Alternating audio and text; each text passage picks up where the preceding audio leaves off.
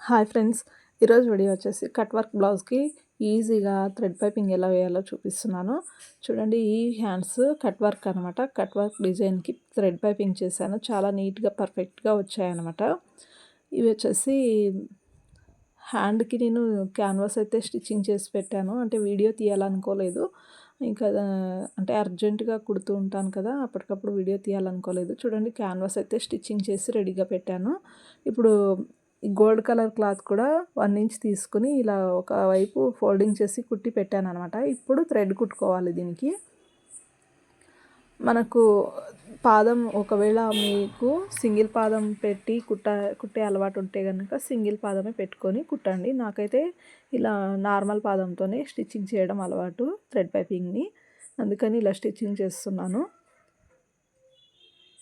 దీన్ని ఇలా ఒక హ్యాండ్కి సరిపడా క్లాత్ని తీసుకున్నాను నేనైతే.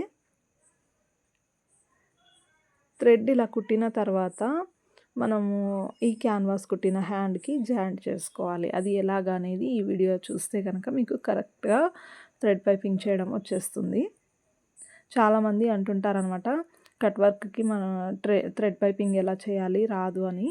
ఇప్పుడు ఈ వీడియో చూసారంటే మీకు క్లియర్గా వచ్చేస్తుంది. ఇంకా డౌట్స్ ఏమీ ఉండవు అనమాట. చూడండి, ఇక్కడ థ్రెడ్ ఉండే సైడు ఇలా పైన వైపు అంటే కుడివైపు ఉందన్నమాట థ్రెడ్, ఎడమ వైపు ఫోల్డింగ్ ఉంది. నాకు ఇటు సైడే పాదము జరిగిందనమాట, అందుకని నేను ఇటు సైడే పెట్టుకుంటాను. నాకు చేతివాటం ఇటువైపే వస్తుంది కాబట్టి. ఇప్పుడు థ్రెడ్ కుడివైపు ఉంది కదా, నేను ఇలాగే కుడుతున్నాను. ఈ టర్నింగ్స్ వచ్చినప్పుడు అంటే కట్ వర్క్ ఇక్కడ ఇలాగా సూది కిందకి అనేసి మనం తిప్పాలన్నమాట క్లాత్ని. అలాగైతే కరెక్ట్గా వచ్చేస్తుంది. చూడండి, ఈ డిజైన్ కరెక్ట్గా రావాలి అంటే కొంచెం స్లోగానే కుట్టుకోవాలి. చూసారు కదా ఎంత నీట్గా వస్తుందో. మీకు అలవాటు లేదంటే కనుక కొంచెం నేర్చుకునే వరకు క్యాన్వాస్ యూజ్ చేస్తే కనుక డిజైన్స్ అనేవి పర్ఫెక్ట్గా వస్తాయి.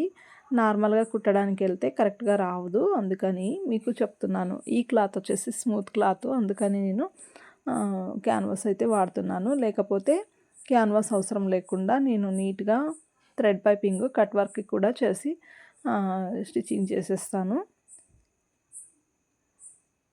ఇక్కడ చివరన కొద్దిగా తక్కువ వచ్చింది, ఏం పర్లేదు, కుట్లలోకి వెళ్ళిపోతుంది. నేను ఇంకా దీన్ని కటింగ్ చేయాలి కరెక్ట్గా. ఇప్పుడు మధ్యలో అక్కడక్కడ ఇలా చిన్న ఖర్చు పెట్టుకోవాలి, ఎందుకంటే కట్ వర్క్ ఇలా తిరగాలి కదా క్లాత్, అందుకని. పర్ఫెక్ట్ షేప్ రావాలి అంటే ఇలా ఖర్చు పెట్టాలి. మనం స్టిచ్చింగ్ చేసిన స్టిచ్చెస్కి తగలకుండా ఖర్చు పెట్టుకోవాలి. ఇలా ఫోల్డింగ్ చేసి లోపల వైపుకి కుట్టేసుకోవాలి. ఓన్లీ థ్రెడ్ మాత్రమే బయటకు కనబడాలన్నమాట. అంటే మనం థ్రెడ్ కుట్టిన పైపింగ్ మాత్రమే బయటకు కనబడాలి. ఈ క్లాత్ అంతా లోపలికి ఫోల్డ్ అయిపోతుంది. చాలా ఈజీ అండి. మనము అంటే చిన్న చిన్న డిజైన్స్ కుట్టడం కన్నా ఇలా కట్ వర్క్కి థ్రెడ్ పైపింగ్ చేయడము, అలాగే నెక్కి థ్రెడ్ పైపింగ్ చేయడము చాలా ఈజీ ప్రాసెస్ అనమాట. మనకు హెమ్మింగ్ చేయడం కూడా తప్పుతుంది. అలాగే అమౌంట్ కూడా ఎక్కువగా తీసుకోవచ్చు, ఎందుకంటే దీనికి కష్టం కూడా ఉంటుంది. అలాగే కొంచెం లేట్గానే అయిపోతుంది, కానీ డిజైన్ అనేది పర్ఫెక్ట్గా కుట్టగలిగితే కనుక కస్టమర్స్ కూడా హ్యాపీ అనమాట. చూసారు కదా, ఇలాంటి చిన్న చిన్న టిప్స్ యూజ్ చేసుకుని మీరు కట్ వర్క్కి థ్రెడ్ పైపింగ్ చేసేసుకోవచ్చు. ఇప్పుడు మీకు వీడియోలో కనిపిస్తోంది నేను ఎలా కుడుతున్నాను అనేది. చాలా స్లోగా కుడుతున్నాను. మీరు కూడా ఇలాగే స్టిచ్చింగ్ చేస్తే కనుక పర్ఫెక్ట్గా వస్తుంది థ్రెడ్ పైపింగ్. అది కూడా కట్ వర్క్కి, నార్మల్గా కూడా కాదు, కట్ వర్క్కి కూడా ఇంత నీట్గా థ్రెడ్ పైపింగ్ వేసుకోవచ్చు. మీరు కూడా ఒకసారి ట్రై చేయండి, ఎలా వచ్చిందో కామెంట్ చేయండి. నాకైతే ఇలా వచ్చింది చూడండి, చాలా బాగా వచ్చింది. క్యాన్వాస్ లేకుండా కూడా థ్రెడ్ పైపింగ్ చేయొచ్చండి.